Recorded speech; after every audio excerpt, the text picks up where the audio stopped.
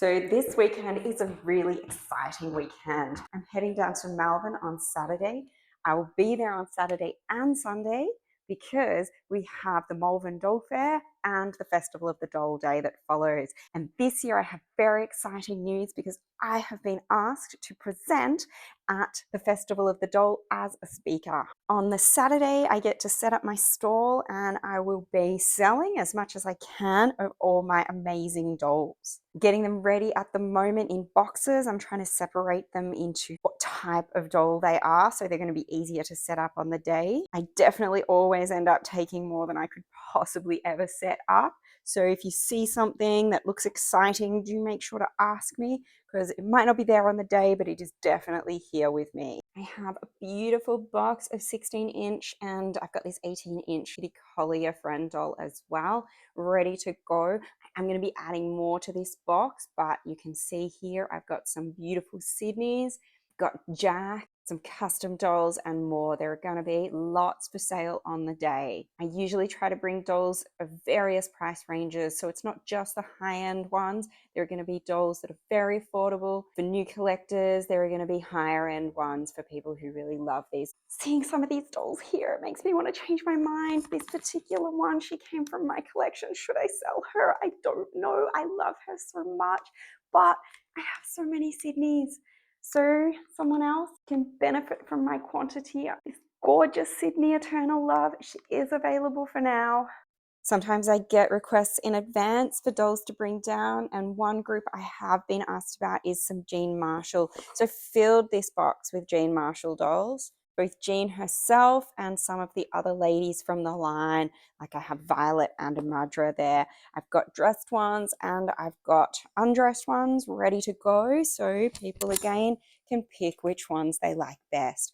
Jeans are generally a little bit cheaper. They range from about $50 for a nude doll to as much as $150 for some of the really fancy ones. They're not the only 16-inch dolls. I've also squeezed in a few of my other varieties, like the 16-inch Poppy Parker, some Madame Alexander dolls, beautiful Franklin Mint Josephine, and even an Eve doll. These ones tend to be a little cheaper, so even the really cool ones like this Alex Sabrina are actually pretty affordable. I'm not usually a stickler for boxes, but when it comes to Barbies, these are some of the dolls that definitely do a bit better when they are boxed. There are some earlier reproduction collectibles. I've got some less expensive newer dolls, but still gorgeous. My favorite with Barbies are definitely the reproductions.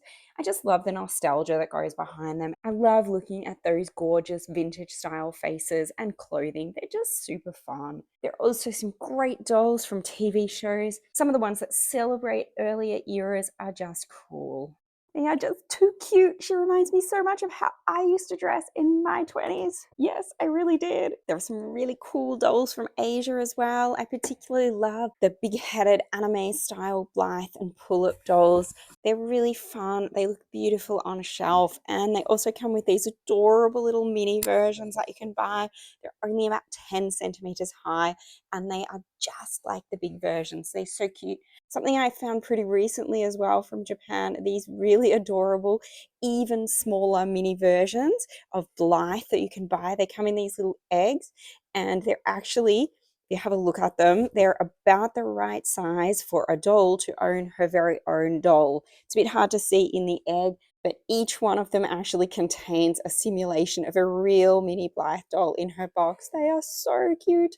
Your doll can have her own doll. One thing I've been bringing with me recently to pretty much all sales I go to is a box of really reasonably priced but good quality dolls. So I call them play dolls, I guess. These are $10 play dolls, but you can get 2 for $15. And what I like to do is just put in anything who isn't really worth, putting a special price on, but who's still pretty good. So even like this fully dressed Cali Girl Barbie, and we've got some Monster High. They're all proper brands and they're all decent condition. Obviously the hair needs to be brushed, but nonetheless there are some really beautiful dolls in here. I do also enjoy some Rainbow High, and I try to again throw them in a box box.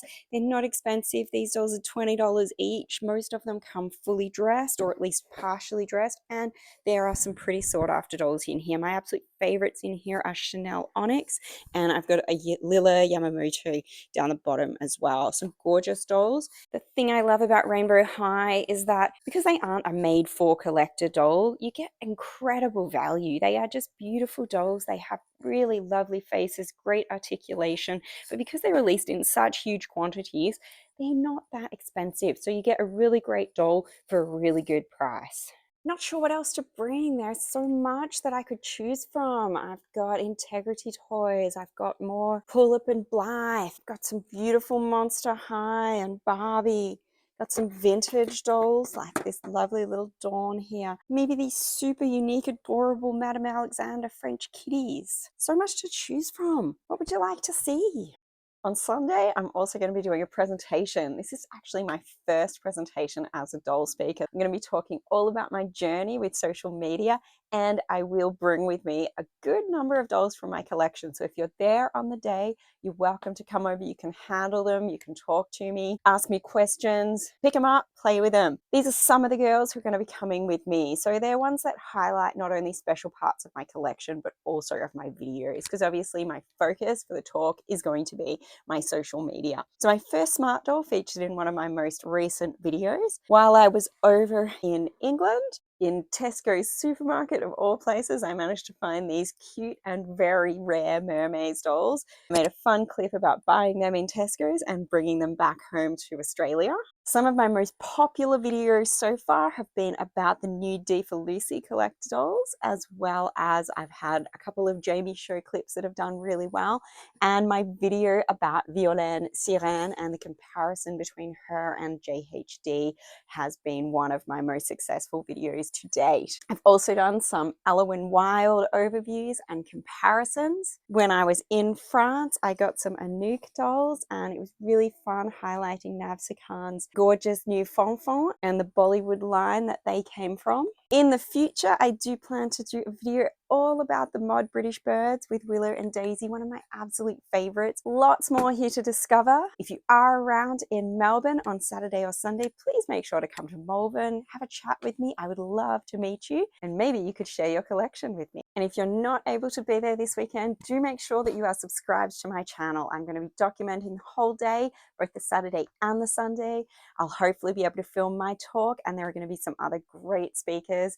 I'm really excited, especially to meet Melissa, who I've known online for a long time. Great friend through the doll boards, and I get to meet her for the first time as she will be coming to Melbourne. And she's going to have some amazing things to say about her collection of VDC dolls, because Melissa shares a love of the Grace doll and all things Tonna, and I know she's going to have lots of them there to show us. Make sure to subscribe to my channel. Don't miss a thing.